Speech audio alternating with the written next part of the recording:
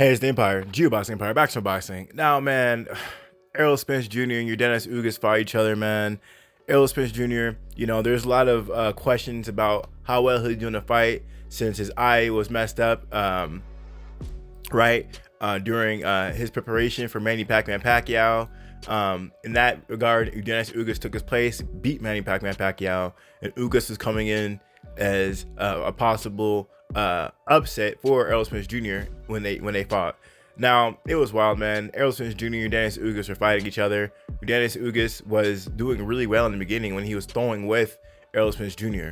I think that as the fight went on, I had Ugas winning the first round. But as the fight went on, and as soon as the second round happened, Spence took Ugas' jab away and fought in range inside Ugas' jab, and Ugas really couldn't play the chess game of boxing, right? Using his reach and his strength on the outside. So when it came an inside fight, Spence was throwing so many punches, he just overwhelmed Yordenis Ugas, right? He was getting overwhelmed, and Ugas still had good timing, and he was landing some good shots as he wobbled Errol Spence at one point, almost dropping him. I believe it was in round 6, right? He almost dropped Yordenis Ugas almost dropped Errol Spence Jr. It was a right uppercut and then a straight right. But Ugas was so hurt and so shocked that you hurt him, he just looked at him, right? And then the next round, in round 7, ironically enough, Errol Spence Jr. wobbled Yordenis Ugas with the left uppercut. So the thing in this fight was so amazing was the shots that were available to both fighters were both hurting each other, right? Like I said earlier, Ugas hurt Spence with the uppercut, and then Spence hurt Ugas with the uppercut. It went both ways. So it was a high-paced fight, man. Ugas was doing good when he was throwing punches, but it came to the point where he was more concerned about his health than actually winning the fight, because those shots were getting through. You think these shots are grazing shots, but at the end of the day, Errol Spence Jr., he's really good. His hooks and body shots are his bread and butter. So that being said, he was tearing Ugas apart, and Ugas had to, he had to pick offense or defense, and he put his body and his face over him trying to win the fight, and ultimately he became a punching bag, man.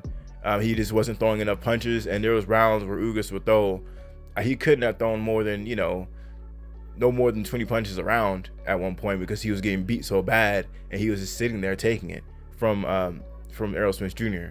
So ultimately, man, this was a really good fight from Ugas. He did really well. It just, he should have diversified his game more and boxed a little more instead of just trying to walk forward on Errol Spence Jr.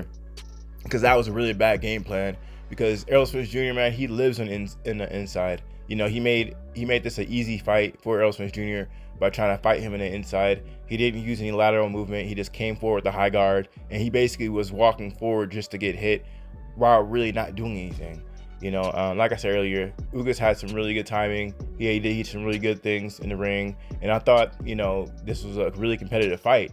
It was so competitive, it was sort of shocking. The timing of Ugas, he didn't throw much, but when he did throw, they were clean shots he was landing, So, that being said, man, Errol Spence Jr. did get the knockout in round 10. The ref stopped it multiple times because Spence was beating him so bad, right? Beating his eyes so bad that he couldn't see. He just couldn't see. So all that being said, we're going to see where Errol Spence goes from here. Everyone's talking about Terrence Crawford versus Errol Spence Jr. for Undisputed. And, that's a really big fight. A lot of people were doubting Errol Spence Jr.'s knockout power because he didn't stop Mikey Garcia. But Errol Spence Jr. was proving a point in the Mikey Garcia fight about, banging the boxer and boxing the banger.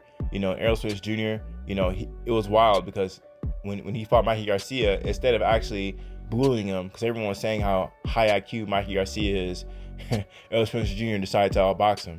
And a lot of people were saying, oh, well, he couldn't stop this 135 fighter. How is he going to stop a big welterweight like Yordenis Ugas? And Ugas looked huge in his fight, and he actually looked bigger than Errol Spence Jr. Wouldn't doubt it if he was. All that being said, Ugas didn't go the distance. He got stopped, right? and he beat a Hall of Fame fighter, Manny Pacquiao. So we can't underestimate that. So this is a really big deal for Errol Spence Jr., man. The sky's the limit for the kid. Only big things left in his career: unification. Undisputed fights with Terrence Crawford.